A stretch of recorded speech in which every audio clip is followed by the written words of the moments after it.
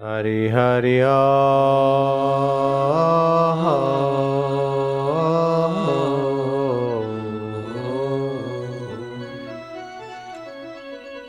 जन्म जन्म भर मत फिर्यो,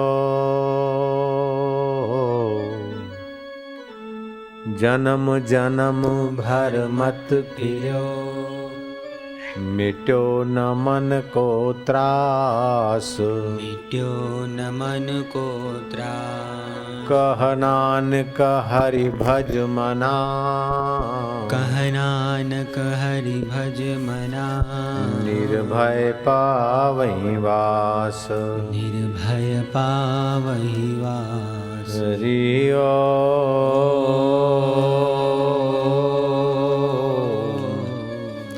हरि हरि ओम। सकल भुवन मध्ये भी, सकल भुवन मध्येऽपि निर्धनोऽस्त्वपि धन्या, धनोऽस्त्वपि धन्या। महाभारत महात्म विभाग में आता है कि सकल भुवन मध्ये निर्धनास्ते अपि धन्याः, निवसति हृदय येषां श्री हरेर्भक्ति रेकाः, हरेरपि निजलोकं सर्वथानो विहाय, प्रविशति हृदय तेषां भक्ति सूत्रो पधन्याः। जिनके हृदय में एकमात्र श्री हरि की भक्ति निवास करती है, वे त्रिलोकी में अत्यंत निर्धन होने पर भी, चाहे किसी भी लोक में किसी भी जगह पे हो, पूरे त्रिलोकी में अत्यंत निर्धन हो, सुदामा जैसे तांदुल भी पराये घर के मांग कर भगवान को भोग लगाने के लिए ले चले, ऐसे दरिद्र होने पर भी वे लोग धन्य है, क्योंकि उनके हृदय में भगवत भक्ति है। वो भगवान की भक्ति रूपी डोर से भगवान साक्षात खींचे चले आते हैं, इसलिए वे लोग धन्य हैं। अत्यंत निर्धन होने पर भी वे लोग धन्य हैं, क्योंकि इस भक्ति रूपी डोरी से बंद कर तो साक्षात भगवान भी अपना परम धाम छोड़कर उनके हृदय में आकर बस जाते हैं। सुषुप्त सच्चिदानंद चैतन्य की सत्ता, स्फूर्ति, ज्ञान, माधुर्य और योग सामर्थ्य उनके हृदय में प्रकट होने लगता है। सुदामा की कथा तो जग जाहिर है, शबरी भीलन को कौन नहीं जानता है। और तो कुछ नहीं था खिलाने को, बेर जंगल के, और वे भी आंखों से दिखते नहीं कि पके हैं कि कच्चे हैं, तो चख चख कर खट्टे खट्टे फेंकती है और मीठे मीठे रखती है। झूठे बेर भगवान राम ने खाए। नामदेव महाराज दर्जी का काम करते हैं और इतनी गरीबी हालत की, थोड़े दिन काम किया, आटा दाल आ गया तो बस फिर हरि कीर्तन का आमंत्रण मिल गया, कीर्तन करने भजन करने चले गए। घर की बात घर वाले जाने बेचारी, ऐसी हालत के कभी कभी तो 2 सेर अनाज के लिए भी इंतजार करना पड़ता था, झांकना पड़ता था। नामदेव की पत्नी राजाई को, उसकी सखी कमला को दया आ गई, क्योंकि कमला का पति बड़ा धनी था। उसने भगवान नारायण की भक्ति करते करते लक्ष्मी जी को रिझाया। लक्ष्मी जी इतनी रिझी कि लक्ष्मी जी पारस दे दी कि जब जरूरत पड़े कि भक्त लोहे में से सोना बना के मौज से रहा कर। तो कमला का पति परिसा भागवत और राजाई का पति नामदेव। राजाई और कमला दोनों सहेलियां थी। राजाई को मिला परम राजा का संग, नामदेव परम राज पद में, परमात्मा पद में, बाहर से दरिद्र लेकिन अंदर से महान धनाढ्य। और कमला को पति मिला परिसा भागवत। अब दोनों सहेलियां अड़ोस पड़ोस में ही रहती थी। और एक का पति महादरिद्र नामदेव, और एक का पति पारस पाया हुआ है, सोना बनाता है, दान पुण्य करता है, ठाठ से रहता है। आहवा और आहुक माउंट आबू जहां आज अचलगढ़ है, बड़ी दरिद्रता में जीते थे, लक्कड़हार थे, और भगवान शिव उनके सामने प्रकट हुए और शिव जी ने वरदान दिया, जब तुम दरिद्रता में भी इतनी अचल भक्ति करते हो तो मैं यहीं रहूँगा। तब से वहाँ मंदिर बना और अचलेश्वर महादेव के नाम से प्रसिद्ध हुआ माउंट आबू में। संत तुकाराम महाराज की भी स्थिति गरीबी थी, लेकिन तुकाराम की गरीबी बाहर की गरीबी थी, हम अंदर इतने अमीर थे कि शिवाजी ने कई अशरफियाँ, कई घोड़े, कई हाथी और कई सामान डोलियाँ भर के भेजा। तुकाराम ने कहा कि इन चीज़ों से मुझे आप फंसाओ मत, और राजन तुम भी इन चीज़ों का महत्व न रखो। 2 रोटी मिलती है वो तो विट्ठल दे देता है, और मंजीरे मेरे को बजाने के लिए नहीं है। जहाज तो पत्थर के 2 टुकड़ों को मैंने जहाज के रूप में बना लिया, इससे मुझे आनंद है। तुम्हारे राज वैभव की चीज़ें मुझे नहीं चाहिए, और तुम भी इसमें ममता न करो। बाहर से दरिद्रता होने पर भी कितनी भीतर की अमीरी रही होगी तुकाराम महाराज के जीवन में। महाराष्ट्र के हरिदास तैलंग, पहले नाम था हरिदास लड़का, फिर वो तैलंग साधु के संग में आते हुए, हरिदास तैलंग साधु के संग में आते बड़े ऊंच कोटि के साधना के रास्ते पे लग पड़े। मंत्र जाप, गुरु मंत्र मिला, जपते जपते, वैखरी से जपते जपते, फिर धीरे धीरे होठों में जपने लगे, फिर कंठ में, फिर जप के अर्थ में मन लग जाता। मद भक्ति लभते पराम, परा भक्ति की प्राप्ति हुई, सत्य संकल्प सामर्थ्य आया। 1830 में वे गरीब हरिदास तैलंग साधु के संग में साधुताई का सामर्थ्य मिल गया। प्रयागराज के कुंभ के अवसर पर यमुना तट पर भीड़ भाड़ बिखर रही, एक मंदिर के पास बैठे लोगों को 2 वचन सुना रहे। इतने में एक मन चला साधु आ गया। अरे बाबा, ये भाषण करने से क्या होता है? ऐसा वैसा कुछ उसने बका था कि साधु के इर्द गिर्द बैठे भक्त पादरी की बातें माने और धर्मांतरित हों। अंग्रेजी शासन था, पादरी सिर चढ़ गए थे। तैलंग साधु के संग में हरिदास ने कुछ शक्तियां पा रखी थी, तो बोले ये भाषण से कोई रोटी मिलती है? अरे बोले कंगले, रोटी पाने के लिए क्या मनुष्य जीवन हुआ है? अरे तो महाराज क्या ये सत्संग से क्या हो जाएगा? प्रार्थना करो और वो ब्रेड दे, बटर दे। बोले प्रार्थना करें और उससे ब्रेड मांगे, इतने हम मूर्ख नहीं, वो तो हम अपने संकल्प शक्ति से भी ले सकते। भगवान से ऐसी चीज़ें क्यों लें? ये तो अन्नपूर्णा का मंत्र पढ़ो और हो जाता है। बाबा ने अपने झोले में से निकाले, 1 आदमी खाए, 10 आदमी खाए, पादरी देखता रह गया। लोगों की भीड़ बढ़ती गई। बोले क्या निकाले? और जिसने जो मांगा, किसी ने मोहन थाल मांगा, किसी ने कुछ, किसी ने शक्कर पाले, किसी ने महाराज निकालते गए।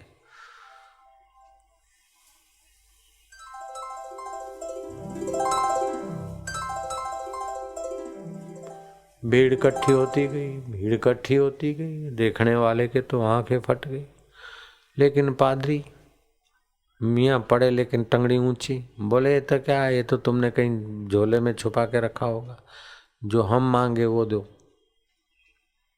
देख बोले मांस, अंडे और शराब मत मांगना, बाकी जो भी मांगेगा मेरी अन्नपूर्णा माता की सिद्धि तुमको देगी।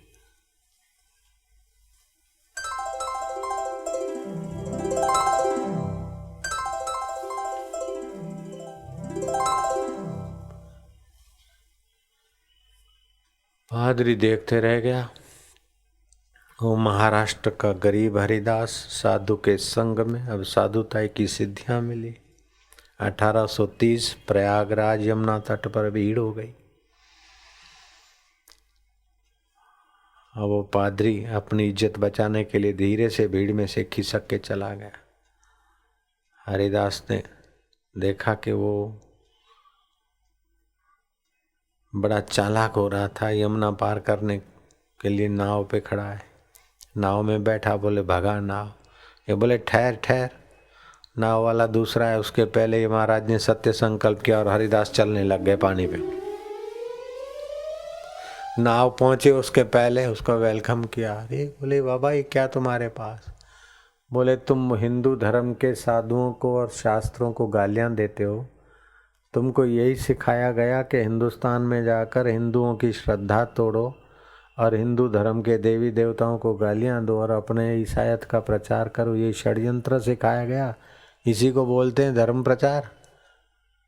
धर्म तो वह है कि तुम्हारी सुषुप्त परमात्मिक शक्तियां जागृत हो, विकारों पर विजय पाने की युक्तियां हो, हृदय में तुम्हारा रस प्रकट हो, तुम्हारे स्वतंत्र सुख प्रकट हो। धर्म तो ये सिखाता है। और तुम धर्म के नाम पर लोगों की श्रद्धा तोड़कर और उनको पराधीन बनाते हो, क्रॉस लटकवा देते हो, इसी को बोलते धर्म उपदेश। ये तो तुम्हारा षड्यंत्र है, हमारे भारत देश को तोड़ने का षड्यंत्र है। कई देशों को तुमने तोड़ा तो क्या हमारे भारत देश को तोड़ोगे? जब तक तेलंग स्वामी जैसे गुरु लोग होंगे तब तक तुम्हारी दाल नहीं गलेगी, समझे? पादरी ने माफी मांगी। जा बेटा, भगवान तेरे को सद्बुद्धि थी। बाहर से तो गरीब थे लेकिन अमीर के लिए भी संभव नहीं ऐसा भगवान नाम का खजाना जिसको मिल गया उसको दरिद्र कहना ही बुद्धि की दरिद्रता है। मैं नहीं कहूँगा कि नामदेव दरिद्र थे, मैं ये नहीं कह सकता, लेकिन आपको नामदेव की कथा सुनाता हूँ इस श्लोक के आधार पर।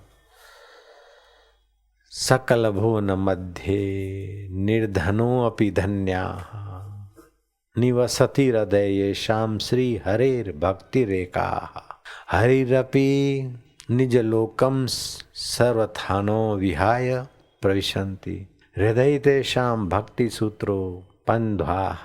ये महाभारत का महात्म्य विभाग का 3रे अध्याय का 73वां श्लोक है।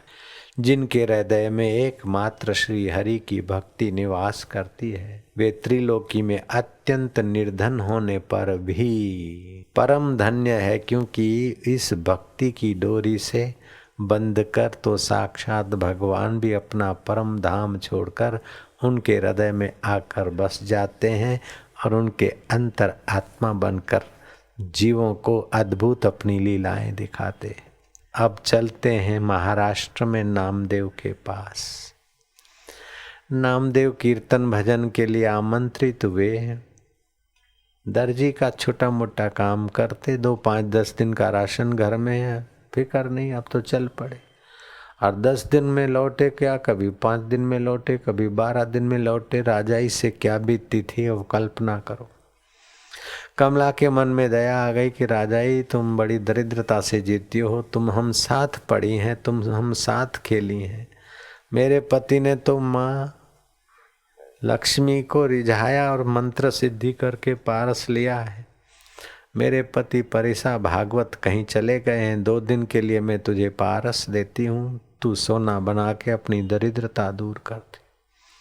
राजाई ने सोना लिया और लोहे के टुकड़ों को सोना बनाया, वो बेचा। घर में सीधे सामान की जो कमी थी वो पूर्ति की। ओढ़ने की 4 चादरें भी ले आए, अंगोछे भी लाए, 2 तकिए भी उसने खरीद लिए। इस प्रकार का शक्कर गुड़ घी आदि वस्तुएं भी खरीद ली। जब नामदेव घर में आए तो देखा कि घर की रौनक बदल गई है। नामदेव पूछता है कि ये घर में इतना सारा सामान कहाँ से आ गया है? उसने सारी बात कही कि ये सामान आया है, मेरी सहेली ने मुझे पारस दिया है, कुटिया है पारस, माला दिया। देखा कि हाँ पारस है। तो क्या मनुष्य जीवन इसीलिए हुआ है कि बस पारस से सोना बनाए अथवा कूड़ कपट करके धन पाए, सुख सुविधाओं में अपने को खपा दें और अंत में सब छोड़कर मर जाए? क्या इसीलिए मनुष्य जीवन हुआ है? क्या धन ही मनुष्य जीवन का उद्देश्य है? क्या सत्ता ही जीवन का उद्देश्य है? क्या पुत्र परिवार ही जीवन का उद्देश्य है? मनुष्य जीवन का उद्देश्य पुत्र प्राप्ति नहीं है। मनुष्य जीवन का उद्देश्य धन प्राप्ति नहीं है, सत्ता प्राप्ति नहीं है। मनुष्य जीवन का उद्देश्य परमात्मा प्राप्ति। और परमात्मा प्राप्ति का उद्देश्य भूलकर किसी का गला दबोच कर नोच कर धन के ढेर बनाकर छोड़ते मरते मरते मोरा पिया कट्टे है वो राया थारा बा पट्टे पड़ी आ गया। सदना गरीबी में जीता था, लेकिन भगवान नारायण ने सदना के यहाँ रहना पसंद किया। सिलबट्टे में वह शक्ति जहाँ भगवान के गीत गूंजते, एक से एक कथाएं मिलती। कौन सी आपको बताऊं। रखुनाई विनोबा की माँ थी। रखुनाई के पति विनोबा के पिता मास्टर थे। सुहावने दिन थे। पिताजी कुछ बेटे के लिए, मास्टर साहब क्या लाए हो? बेटा तेरे लिए बहुत ऊंची मिठाई लाया हूँ दिवाली के दिन। कौन सी ऊंची मिठाई? खोला तो श्रीमद् भगवत गीता।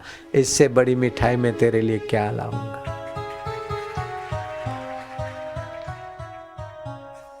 हालत तुम नप्पी तो ली थी, लेकिन रखुनाई और उनके पति विनोबा भावे के पिता और उनकी माँ गजब का जीवन जीते थे। अपनी कमाई में से कुछ हिस्सा सत्कर्म करना चाहिए। एक गरीब विद्यार्थी को अपने घर में रख दिया। बेटा अपना तो पढ़ता है, लेकिन ये पड़ोस का बेटा भी तो मेरे प्रभु का बेटा है, उसमें भी तो मेरा प्रभु। एक पड़ोसी गरीब बेटे को रख दिया। लाचार मोहताज माई थी, पिता नहीं था, उस बेटे को अपने घर में रख दिया। अब विनोबा भावे खाते हैं, उसके साथ वो अनाथ बालक खाता है, लेकिन इसमें भी पक्षपात हो गया। रात के चावल बचते हैं तो सुबह गर्म करके अपने पुत्र को खिलाती है, और वो अनाथ पुत्र के लिए ताजे चावल बनाती। कल की रोटियां बच गई तो स्वयं रोटियां गर्म करके खा लेती है मसाला डाल के, बेटे को देती है, और वो अनाथ बच्चे को ताजी रोटियां बना के देती। विनोबा भावे ने एक बार माँ से प्रश्न किया, माँ तू बोलती है कि भगवान सब में है, सबसे समता का व्यवहार करना चाहिए। बोले हाँ बेटा, सब में ईश्वर है और सबसे समता का व्यवहार करने से ईश्वर प्रसन्न होते। सबका भला सोचने से ईश्वर प्रसन्न होते। सब में ईश्वर है। बोले माँ तू ही बोलती है सबसे समता का व्यवहार करना चाहिए, लेकिन तू विषमता कर रही है माँ। उस अनाथ बच्चे को तो तू गर्मा गर्म बनाकर खिलाती, और जब बासी बचता है तो तू मुझे ही देती है, उसको नहीं देती है, तो ये भी तो विषमता हुई। भारत की देवी क्या जवाब देती है। आहा, भारत की वह सन्नारी क्या जवाब देती है। कहती कि बेटा मैं पक्षपात करती हूँ, ये तब तक करती रहूंगी जब तक मुझे परमात्मा नहीं मिले। मुझे अतिथि में तो परमात्मा की भावना से परमात्मा का भाव होता है, लेकिन तुझ में तो अपने पुत्र का भाव होता है। इसलिए उस परमात्मा को ताजा खिलाती हूँ और बेटे को बासी दे देती हूँ। बेटा बुरा न मानना, वो तो मुझे परमात्मा दिखता है, तू मुझे मेरा बेटा दिखता है। क्या ऊंची नजरिया है। ऐसी देवी के कुख से संत ही तो पैदा होंगे। विनोबा भावे कितने उच्च कोटि के संत किस जननी के कुख से आएंगे। जो पिक्चर देखेगी, लाली लिपस्टिक लगाएगी, शराब पिएगी, उसकी कुख से कोई महान आत्माएं आ सकती क्या। ऊंचे बीज के लिए ऊंची धरती चाहिए, से ऊंचे आत्मा के लिए ऊंची माताएं चाहिए, ऊंचे पिता चाहिए। हमारे पिताजी के यहाँ गुरुजी आते थे, लोग उनको भोला भाला समझते थे। करे इतना खर्चा करते, गुरु आते भक्तों को खिलाते, बोला तो बुद्धू है। और बुद्धू कहने वाले उनके दोस्त बुद्धू रह गए। मेरे पिता के घर में तो भगवान ने मेरे को भेजा और मैं आऊं उसके पहले तो सौदागर को भेजा, झूला भेज दिया झूलने के लिए। वो कैसा ख्याल रखता है। उझाणी में मैं गया बरेली के पास, मेरे पास जो प्रसाद वरसाद था, गरीबों के झोंपड़े देखे खेत खलियों में, सुबह बांटने गया। एक दिन ऐसे घूमने गया तो देखा खेतों में कुछ गरीबों के मिट्टी के घर हैं, 8 10 12 होंगे। तो मैं वो प्रसाद बरसात खाने के लिए, तो 3 कुत्ते थे, 2 तो खाते थे, तीसरे को दूं तो मेरे सामने प्रेम से देखता और बस जरा सा पूंछ हिला देता, मानो उसकी आंखों से स्नेह बरस रहा है। मैं भी उसके प्रति थोड़ा आकर्षित हूं। तो एक चीज नहीं अच्छी लगती तो ले भाई साहब दूसरी खा लो साहब। सब में तो साहब बैठा है क्या, वो नहीं खाया। मैं क्या साहब ये भी पसंद नहीं पड़ता तो ये खा लो हजूर।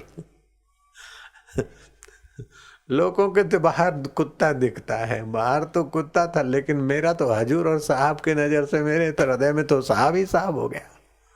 मेरे नजर में तो भगवान हो गया। बाहर भले किसी को कुत्ता दिखे, मैं तो कुत्ते की गहराई में मेरे साहब से बात करने लगा, लो साहब फिर ये खा लो साहब। वो जरा पूछ हिला दे। अभी भी उस साहब को याद करके मजा ले रहा हूँ। वो पूछ हिला दी जरा, ये भी अच्छा नहीं। आखिर मैंने झोपड़े वालों से पूछा कि ये साहब खाते क्यों नहीं, मूछ तो हिला रहे हैं, मैं देता हूँ, खाता क्यों नहीं ये कुत्ता। बोले बाबा जी क्या आज मंगल का दिन है क्या। मैं क्या हाँ है तो मंगल। बोले मंगल का उपवास रखता है। ये कौन सी ऐसी शक्ति है कि कुत्ते को प्रेरित करती कि आज मंगल का दिन है, चाहे मिठाई हो, चाहे पूड़ी हो, चाहे बापूजी की चीज हो, आज उपवास है तेरा। ये कौन सी सत्ता है। ये मैंने अपनी आंखों से देखा। और आपको विश्वास ना हो तो बरेली के पास 60-70 किलोमीटर पे उझाणी नगर है। उझाणी में अपना छोटा सा भी आश्रम भी बन गया है। और जहां मैं रहा था उसके पीछे थोड़ा सा खेत खलियां है। कुत्ता अभी भी होगा, मंगल का उपवास करता है।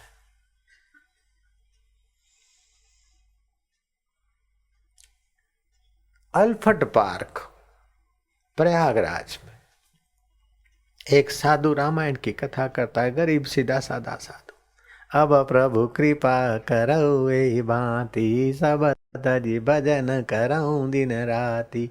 जय सिया राम जय जय सिया राम, जय सिया राम जय जय सिया राम, जय सिया राम जय जय सिया राम।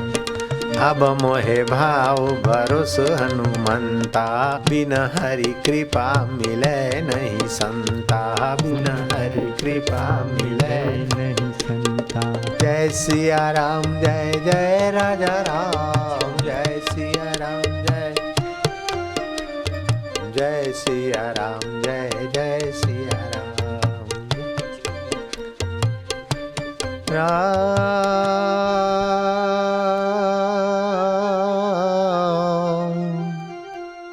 राम झरोके बैठ के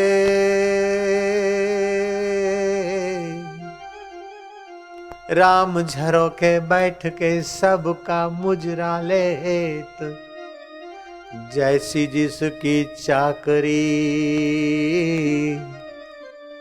तैसा तिसे फल देत। जय सिया राम जय जय सिया राम, जय सिया राम जय जय सिया, जय सिया राम जय जय प्यारे राम, जय सिया राम जय प्यारे राम, जय सिया राम जय जय सिया राम, जय सिया राम जय जय सिया। ओ साधु बाबा बेचारे रामायण की 1-2 चौपाई करें, फिर जय सिया राम जय जय सिया।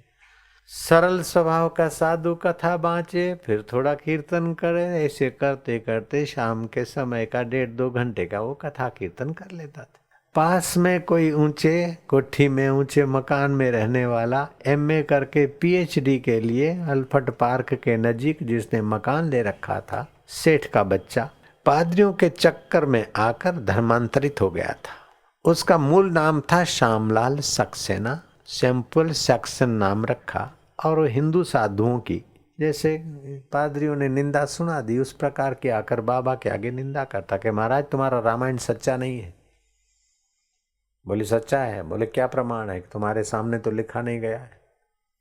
कैसे कहते हो सच्चा, क्या प्रूफ है? तो साधु बेचारा सीधा साधा बोले भाई हमारे सामने तो नहीं लिखे है, लेकिन भगवान का है ना। बोले भगवान का है, हम कैसे माने? अरे बोले राम कथा है तो, अरे राम कथा है तो क्या प्रूफ है महाराज? वो तो हरामी में पढ़ा हुआ था और ये बाबा बेचारा 3 पढ़े थे। हम भी 3 पढ़े, लेकिन हम कुछ अलग बाबा है, वो अलग बाबा था बेचारा। जयराम जी बोलना पड़ेगा। तो वो साधु को चुप करा देता था। इतने में एक दिन उस साधु की सरल कथा में वहां के दैनिक समाचार पत्र के मुख्य संपादक भट्ट जी आए, और भट्ट जी ने देखा कि ये बाबा की मजाक उड़ाता है और रामायण की कथा में श्रोता बन के फिर अंत में लोगों की श्रद्धा तोड़ता है, बदमाशी करता है। भट्ट जी ने उसके सारे तर्कों को तोड़ मोड़ दिया। भट्ट जी ने कहा कि तो रामायण सही नहीं है, गीता सही नहीं है, ये जो तू बकता है, तो क्या तेरा बाइबल सही है क्या? तूने देखा था क्या? तो चुप हो गया। और हम तो कहते रामायण सही है। क्यों सही है? कि रामायण की कथा सुनने से हमारे विचार सही हो जाते हैं, हमारा कुटुंब सही हो जाता है, हमारे आपस में कर्म सही होने लग जाते हैं। इसलिए हम कहते हैं कि हमारा रामायण सही है, सामाजिक व्यवस्था में भी बड़ा उपयोगी है। बोले तर्क से तो आपकी बात मानता हूं, लेकिन मैं ऐसे हिंदू धर्म को नहीं मानता। तो भट्ट जी चिढ़कर चले गए। शत्रु की अथवा हरामी की बात से चिढ़कर चला जाना ये कोई बहादुरी नहीं है। अथवा आदमी विफल होकर चलो प्राण त्याग दे देना, अथवा जूझते जूझते कि मैं मर जाने को कबूल हूं, मर जाना कोई बड़ी बात नहीं है, कोई बहादुरी नहीं। जीते जी अपने असूलों से लोहा लेना, और जीत हो गई तभी ईश्वर की कृपा, और हार हो गई तो कारण खोज के हार को मार भगा, और हार हो गए तभी निराश न हो, कदम अपना आगे बढ़ाता चला जा। तेरे मार्ग में वीर कांटे बड़े हों, तेरे मार्ग में वीर कांटे बड़े हो, लिए तीर हाथों में विघ्न खड़े हों, लिए तीर हाथों में विघ्न खड़े हो। बहादुर सबको मिटाता चला जा, बहादुर सबको मिटाता चला जा, युवा वीर है धन धनाता चला जा, युवा वीर है धन धनाता चला जा, कदम अपने आगे बढ़ाता चला जा। कदम अपने आगे बढ़ाता चला जा। तो तू कौन है? तू माई है क्या? तू भाई है क्या? नहीं, तू अमर आत्मा ईश्वर का है, ऋषियों की संतान है, आर्यवंशी। तू है आर्यवंशी ऋषि कुल का बालक, तू है आर्यवंशी ऋषि कुल का बालक, प्रतापी यशस्वी सदा दीन पालक, प्रतापी यशस्वी सदा दीन पालक। तू संदेश सुख का सुनाता चला जा, तू संदेश सुख का सुनाता चला जा, कदम अपने आगे बढ़ाता चला जा। कदम अपने आगे बढ़ाता चला जा। भले आज तूफान उठ उठ के आए, भले आज तूफान उठ उठ के आए, भले आज मीना तू उठ उठ के आए, भले आज तूफान उठ उठ के आए, बला पर चली आ रही हो बलाएं, बला पर चली आ रही हो बलाएं, युवा वीर है धन धनाता चला जा, गुरु युवा का वीर है धन धनाता चला जा, कदम अपने आगे बढ़ाता चला जा। कदम अपने आगे बढ़ाता चला जा।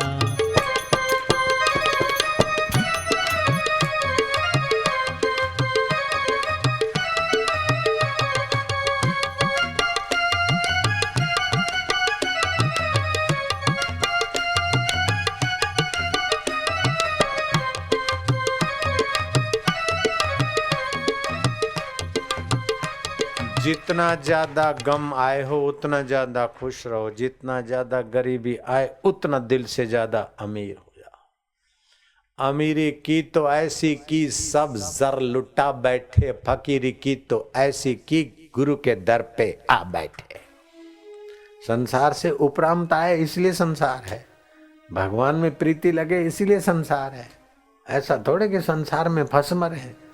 एक कपल आया शादी करके, उसके माँ बाप बोलते बापूजी मेरे गुरुजी के पास है, बापूजी ये मेरा बेटा है और बहू है, इनको आशीर्वाद करो।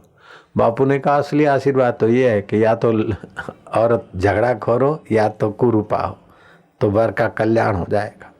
असली आशीर्वाद तो ये है, बाकी नकली आशीर्वाद जुग जुग जियो ये तो पंडे लोग देते रहेंगे, खुद ही मर जाते। जुग जुग जियो क्या करेंगे। असली आशीर्वाद तो ये है कि या तो दूल्हा मर जाएगा या तो दुल्हन मर जाएगी, और दोनों में कोई झगड़ा होता रहे, ये असली आशीर्वाद है। अरे बाबा काहे करो, बोले ज्यादा प्रीति होगी तो कमर तोड़ कार्यक्रम ज्यादा होगा, जल्दी बुढ़े बनेंगे जल्दी मरेंगे। ये असली आशीर्वाद है कि भगवान करे या तो लाडी कुरूपा हो या तो लाडा कुरूपा हो, और ये भगवान ने ऐसी व्यवस्था की है। या तो पत्नी का स्वभाव गड़बड़ वाला होता है या तो पति का होता है, और दोनों का स्वभाव बढ़िया हुआ तो बच्चों का स्वभाव गड़बड़ वाला होता है। अगर बच्चे भी बराबर फिट हो गए तो फिर लक्ष्मी गड़बड़ करती है। इन तीनों में से कहीं न कहीं भगवान ने कृपा करके गड़बड़ रख दी ताकि तुम्हारा वैराग्य जागृत हो, विवेक जागृत हो। पति सीधो होए तो बहिरू वांकू होए, बहिरू सीधो होए तो पति वांको होए, અને બે જરા સીધા હોય તો છોકરા વોંકા હોવા જ જોઈએ, અને ના હોય તો પછી લક્ષ્મીજી વોંકડિયા વાળ દેખાડે દેખાડે દેખાડે। એ થાય થાય ને થાય, ના થાય તો માણસ અભાગ્યો છે।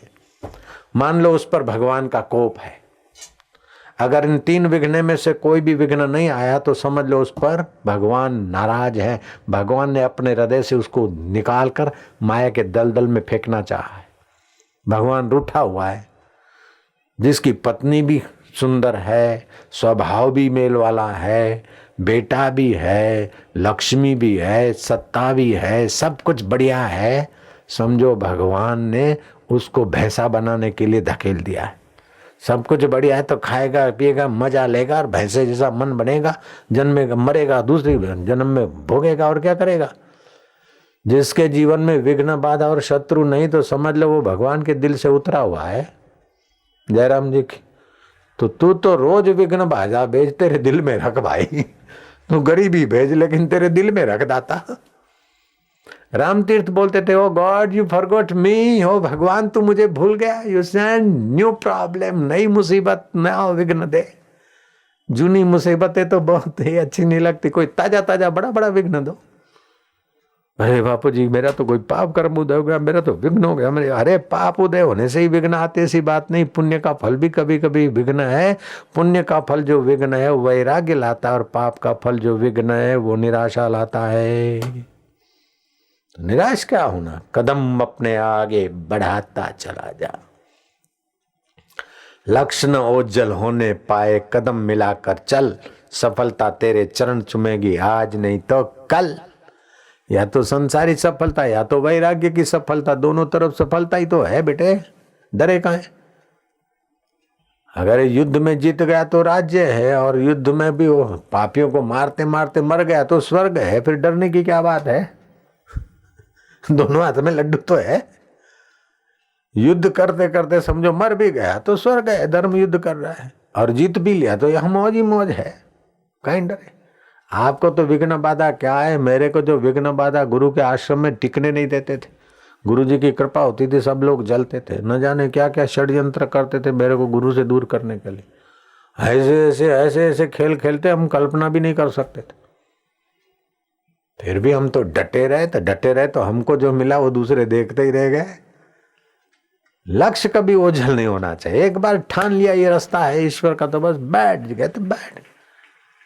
अरे बाप जी कहीं अगर बंदा था, मैं तो अध्यक्ष बनाऊं लेकिन दूसरे टांग खींचते, ये कहते अरे टांग खींचे तो क्या है, भले सिर भी खींचे, रास्ता तो सही ले रहा है, फिर कहीं डरे को। चलो हिमालय ले चलते तुमको। हिमालय चलोगे? हिमालय की बद्रीनाथ की यात्रा करने अखंडानंद सरस्वती, ओडिया बाबा और दूसरे उच्च कोटि के महापुरुष यात्रा करने गए। यात्रा करते करते एक दिन मौज आ गई कि चलो भिक्षा मांग के तो खाते, आज अपना बनाएंगे, जाओ आटा दाल मांग के ले आओ। तो कोई आटा ले आया, कोई दाल ले आया, कोई कुछ ले आया, लेकिन घी तो कोई साधु लाया नहीं। अब इतने 25 साधुओं का भंडारा करना है लड्डू बनाने, तो बिना घी के ये लड्डू कैसे होंगे। तो पलटू नाम का बाबा था, बोले पलटू पलट जा जरा। तो दूसरे साधु ने कहा मैं ले आता हूँ। अच्छा बोले जा। वो दूसरा साधु गया तो घी की दुकान पे खड़ा हो गया, कतार चल रही, ग्राहकों को घी मिल गया। फिर वो साधु ने करमंडल का ढक्कन निकाला, बोले सेठ जी थोड़ा सा घी दे देना। बोले साधु होके घी खाने की बात कर रहा है, शर्म नहीं आती, भाग जा भाग जा। वो तो साधु बेचारा गुगला होके वापस आ गया। गुरु ने पलटू को कहा पलटू पलट, तू जा काम करके आ। पलटू गया के गांव के नंबरदार बोलते, वहाँ यहाँ मुखिया बोलते, गांव के मुखिया के पास। उसके घर, मुखिया कहाँ है, बोले फला। नारायण हरि। तो मुखिया तो अखबार पढ़ रहा था। बोला महाराज क्या है। बोले ऐसा नहीं, कुर्सी से उठो, अखबार फेंको और प्रणाम करो कि महाराज बड़ी कृपा की, हमारे द्वार को पावन कीजिए। और अच्छा गद्दी लगाओ और गुरु को संत को बिठाओ, कुछ मर्यादा जानो। तुम हिंदू हो, भारतीय संस्कृति के राजे महाराजे साधुओं का आदर करते थे। साधु अगर खाली जाता है द्वार से तो पुण्य नाश हो जाता है। बेटा तू तो नंबरदार है। बोले महाराज गलती हो गई, ठीक है। बिठाया। बोले महाराज क्या सेवा करे। बेटा और तो कुछ नहीं, साधु आए 25-30, बद्रीनाथ की यात्रा करते लौटे हैं, भंडारा करने की इच्छा थी। दाल भी आ गई, चावल भी आ गया, आटा भी आ गया, नमक भी है, मिर्च भी है, पुदीना भी आ गया है, आलू भी आ गए, तुरियां भी आ गई, लेकिन घी नहीं आया। अगर तू नंबरदार है, तेरे घर में भगवान ने दिया है तो 2 सेर घी दे दे, नहीं तो दुकानदार से दिला दे, जल्दी कर। वो नंबरदार उठा, वो दुकानदार से दिला दिया। अरे अपने अंदर भी रुबाब और रस होना चाहिए। माँ घर से गए खा के तो बाहर मिले पका के, घर से गए भूखे तो बाहर मिले धक्के। लाचार मोहताज, अपना आत्मबल होना चाहिए। गरीबी है तो क्या है। तो नामदेव तो पारस फेंक के बैठ गया। अंदर में तो था पारस का पारस, बल था साधुताई का। नामदेव भगवान की भक्ति में मस्त है। नामदेव नामदेव माझा पारस, अरे पारस बारस टाकून दिलाय, विठ्ठलचा अमृत पिया। बोले नहीं महाराज, मारा माझा पारस पाहिजे। अरे क्या माझा पारस, असली पारस तो भगवान है, आत्मा है, उसको तो जानता नहीं। और ये पत्थर के पीछे पड़ा, ये पत्थर क्या दे देगा, रोज सोना दे देगा थोड़ा, और क्या दे देगा। पाव भर सोना देगा तो क्या हो जाएगा, शेर भर सोना रोज दे देगा तो क्या हो जाएगा, मन भर सोना दे देगा तो क्या हो जाएगा। चीजें वस्तुएं लाएगा, ज्यादा सुविधा भोगेगा, ज्यादा आलसी बनेगा, ज्यादा हरामखोर बनेगा और फिर नरकों में जाएगा। तो असली पारस में दे तो ने तुम्हें गया, नकली पारस मैंने तो फेंक दिया। बोले महाराज नकली असली का उपदेश मला माहिना नाही पाहिजे, मला सत्संग नाही पाहिजे, मला माझा पारस पाहिजे, आता इकडे पाहिजे। अरे काय तू आत्मशांती नष्ट करतो, पत्थरच्या तुकडेला पारस पाहिजे, आता पाहिजे, इकडा पाहिजे। तुम विठ्ठल विठ्ठल जप करा, अंतरात्मा पारसता सुख घ्या तुझी। बोले नहीं महाराज, मला सत्संग नहीं पाहिजे, मला उपदेश नहीं पाहिजे, बाप बड़ा ना भैया सबसे बड़ा रुपया, मला पारस पाहिजे। माझ्या विठ्ठला तुमची मोहिनी जबरदस्त आहे। अरे विठ्ठला सारा संसार पागल करती तुमची रुकोबा। रुकोबा कसा तुमच्या मायापाश आहे। माझ्या विठ्ठला विठ्ठला करके जंप मारा नदी में और पत्थर ले आए। बोले सगड़े पारस आए, गया तुम्हें तुम्हारा पारस शोधन गया। देखता तो सब एक जैसे, एक पारस उठाया, एक पत्थर उठाया, वो लोहे के टुकड़े, दूसरे से कहा देखो ये भी सोना। अरे ये इतने पारस, ओहो नामदेव, ये सारे पत्थर तुम्हारे उस विठ्ठल की कृपा से पारस का काम करने लगे। मैं ऐसे संत का अपमान करता और दरिद्र मानता हूँ, वास्तव में दरिद्र तो मैं हूं कि बाहर की चीजों के पीछे भटक रहा हूं। तुम तो सच्चे अमीर हो, मैं सच्चा दरिद्र, सफल दरिद्र तो मैं हूं। हरि ओम विठ्ठला पांडुरंगा विठ्ठला, इकड़म तिकड़म काय कराचा विठ्ठला विठ्ठला। फिर तो भजन में लग गए और परिसा भागवत नामदेव का मुख्य शिष्य में प्रसिद्ध हो गया। आपके पास है क्या? और पापा के कितना पाओगे? चाहे बाहर की कैसी भी स्थिति हो, फिर भी आपके हृदय में बहुत कुछ भरा है। हरे रीति रेखा, जिसके हृदय में एकमात्र श्री हरि की भक्ति निवास करती है, वे त्रिलोकी में अत्यंत निर्धन होने पर भी परम धन्य है, क्योंकि इस भक्ति की डोर से बंद कर तो साक्षात भगवान भी अपना परम धाम छोड़कर उनके हृदय में प्रकट हो जाते। उनके संकल्प के अनुसार प्रकृति में लीलाएं होने लगती है। इसलिए बाहर की दरिद्रता दरिद्रता नहीं है। दरिद्र कौन है? जिसको बहुत विशाल तृष्णा है, अहम है, वो दरिद्र है। दुखी कौन है? जिसको मूर्ख और वासना वालों का संग है। सुखी कौन है? कि जिन्हें संतों का संग मिल गया, वह सुखी है।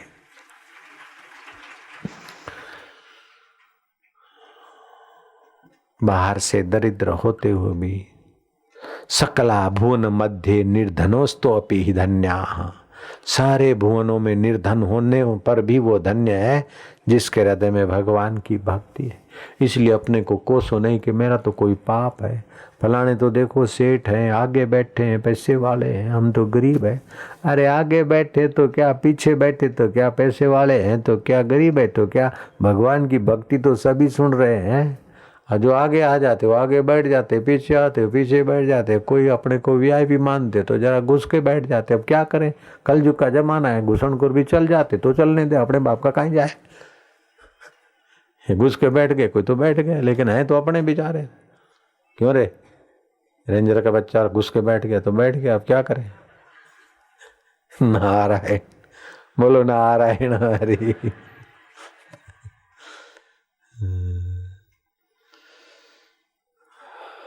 क्या तो आहुक और आहुआ लक्कड़हार, और कहाँ अचलेश्वर महादेव की स्थापना उनके निमित्त हो गई। कहाँ तो नामदेव दर्जी और कहाँ तो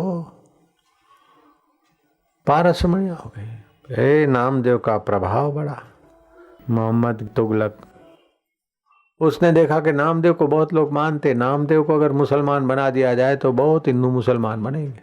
उस धर्मांध ने नामदेव को बुलाया और हाथ में हथकड़ियां और पैर में बेड़ियां, मरी हुई गाय सामने रख दी।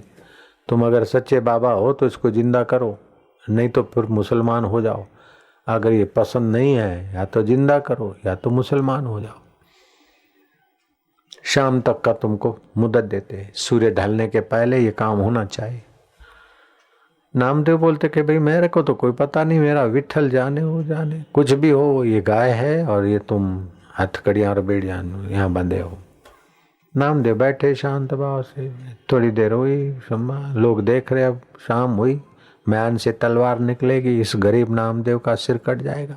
लेकिन जिसके हृदय में भगवान की भक्ति और भगवान की निष्ठा है, वो गरीब होते हुए भी अमीरों के बाप का बाप है, राजाओं के बाप का बाप है। जयराम जी की संध्या होने को आए, उसके पहले नामदेव ने कीर्तन किया, माजा विठ्ठला विठ्ठला विठ्ठला, हरि ओम विठ्ठला, पांडुरंगा विठ्ठला, हरि ओम विठ्ठला, दुखारक विठ्ठला, हरि ओम विठ्ठला, हरि ओम विठ्ठला, हरि ओम विठ्ठला, माझा तुझा विठ्ठला, माझा तुझा विठ्ठला, पांडुरंगा विठ्ठला, पांडुरंगा विठ्ठला, दया करता विठ्ठला, दया करता विठ्ठला, सुख देता विठ्ठला, सुख देता विठ्ठला, ज्ञान दाता विठ्ठला, ज्ञान दाता विठ्ठला, प्रीतिदाता विठ्ठला, प्रीतिदाता विठ्ठला, भक्तिदाता विठ्ठला, भक्तिदाता विठ्ठला, मुक्तिदाता विठ्ठला, मुक्तिदाता विठ्ठला, हरि ओम विठ्ठला, हरि ओम विठ्ठला, पांडुरंगा विठ्ठला, पांडुरंगा विठ्ठला, विठ्ठल विठ्ठल विठ्ठला, विठ्ठल विठ्ठल विठ्ठला, सगळे बोला विठ्ठला, हरि ओम विठ्ठला, मिलून बोला विठ्ठला, हरि ओम विठ्ठला, मिलून बोला विठ्ठला, हरि ओम विठ्ठला, विठ्ठला सगळे बोला विठ्ठला हरि ओम विठ्ठला पांडुरंगा विठ्ठला हरि ओम विठ्ठला पांडुरंगा विठ्ठला हरि ओम विठ्ठला विठ्ठल विठ्ठल विठ्ठला हरि ओम विठ्ठला पांडुरंगा विठ्ठला हरि ओम विठ्ठला प्रीतिदाता विठ्ठला हरि ओम विठ्ठला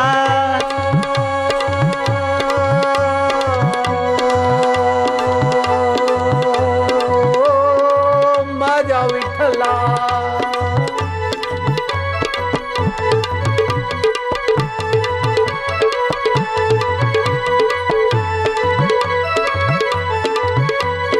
हरि ओम विठ्ठला ओम विठ्ठला पांडुरंगा विठ्ठला पांडुरंग विठ्ठला माझा गुरु विठ्ठला माझा गुरु विठ्ठला विश्वगुरु विठ्ठला विश्वगुरु विठ्ठला आत्मदेव विठ्ठला आत्मदेव विठ्ठला राम स्वरूपा विठ्ठला राम स्वरूप विठ्ठला शिव स्वरूपा विठ्ठला शिव स्वरूप विठ्ठला सूर्य रूपा विठ्ठला सूर्य रूप विठ्ठला चंद्र मध्ये विठ्ठला चंद्र मध्ये विठ्ठला भूमी मध्ये विठ्ठला मी मध्ये विठ्ठला जलथल माही विठ्ठला जलतल माही विठ्ठला पांडुरंगा विठ्ठला पांडुरंग विठ्ठला हरि ओम विठ्ठला हरि ओम विठ्ठला विठ्ठल विठ्ठल विठ्ठला विठ्ठल विठ्ठल विठ्ठला पांडुरंगा विठ्ठला पांडुरंग विठ्ठला हरि ओम विठ्ठला हरि ओम विठ्ठला हरि ओम विठ्ठला हरि ओम विठ्ठला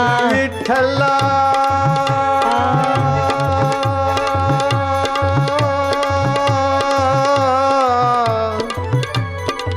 पांडुरंगा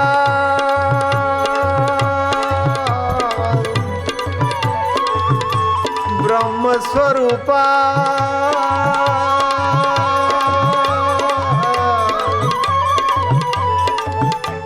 दयासागरा विठ्ठला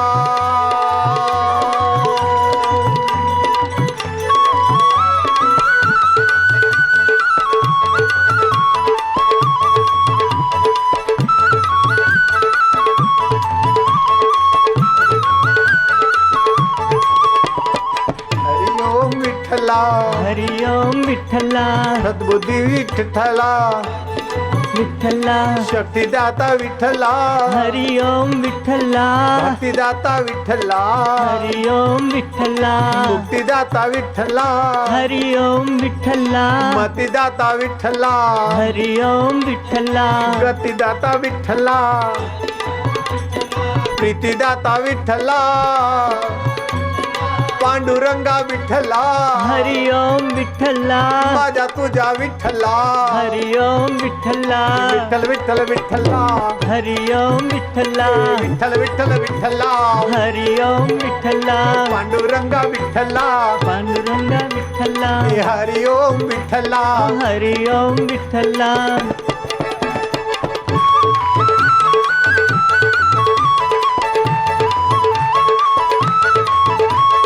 जय हो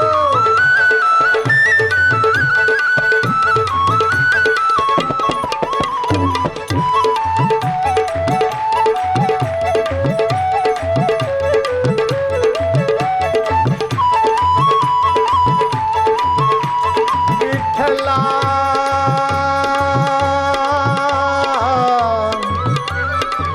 पांडुरंगा भक्तवत्सला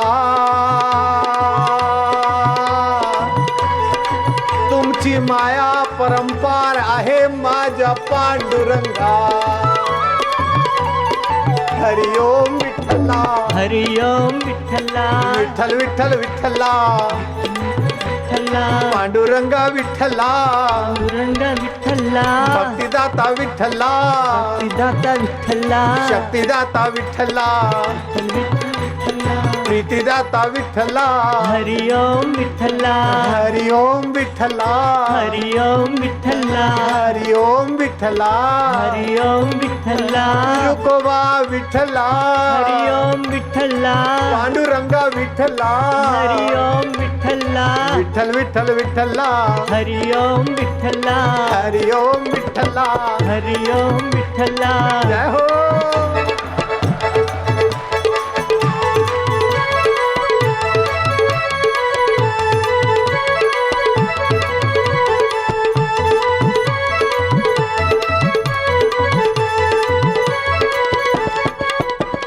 आनंद दाता सुखदाता प्रीतिदाता माझ्या विठ्ठला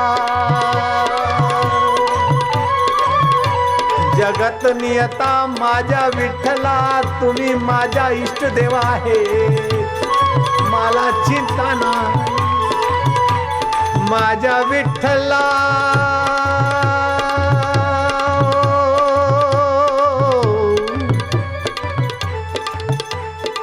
दुःख हरता सुख भरता विठ्ठला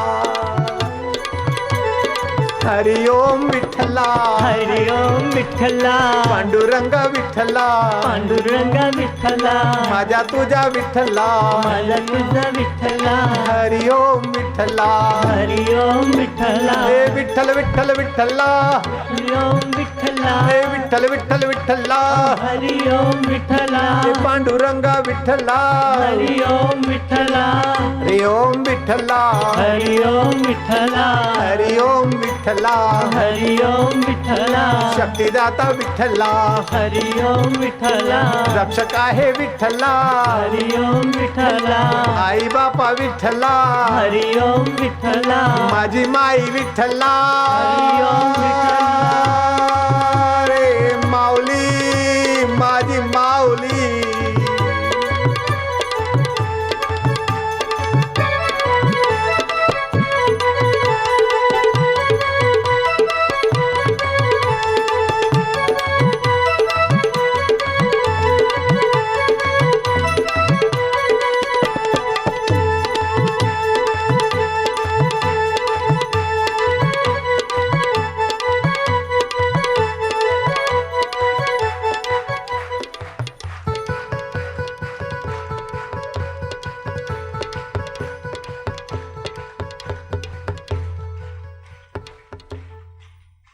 मरी हुई गाय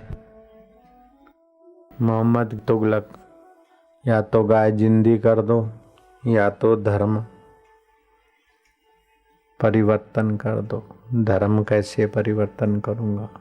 स्वधर्मे निधनम श्रेयम। अपने हिंदू धर्म में मर जाना भला है, दूसरे के धर्म में जीना। पांडुरंगा कई करूँ कई नहीं करूँ तुम ही जाना। अंतर प्रेरणा हुई, पानी का छींटा लाए, गौ माता पे छाटा और मरी हुई गाय जिंदी हो गई। मैं निर्गुणियार की बेनती तुम सुनो गरीब नवाज, जो मैं पुत कपुत हाँ तो पिता तेरी लाज। हरि हरि ओम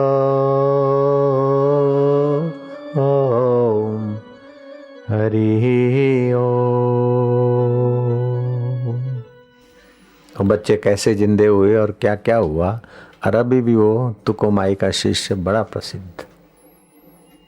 अब उसको आप दरिद्र बोलोगे, नामदेव को दरिद्र बोलोगे, आहू का आहुआ को दरिद्र बोलोगे, शबरी भीलन को दरिद्र बोलोगे,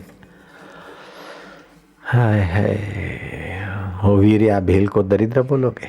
ना ना ना, दरिद्र तो वो है जिनके पास दूसरे के लिए कुछ भी नहीं है और अपने स्वार्थ में वासना में मर रहे हैं, वे दरिद्र हैं। हे शराब तू सुख दे, वो दरिद्र है। हे कूड़ कपट तू सुख दे, हे नशाबाजी तू सुख दे, हे कपट तू सुख दे, वो कंगाल है। जो भगवान की भक्ति करते हो तो राजाओं के राजा शहंशाह के शाह। सरोवर कांठे शबरी बैठी, धरे राम नु ध्यान। शबरी दरिद्र है? नहीं, राम जी जाते उसके जूठे बेर खाने को। ऐसी भक्ति करो।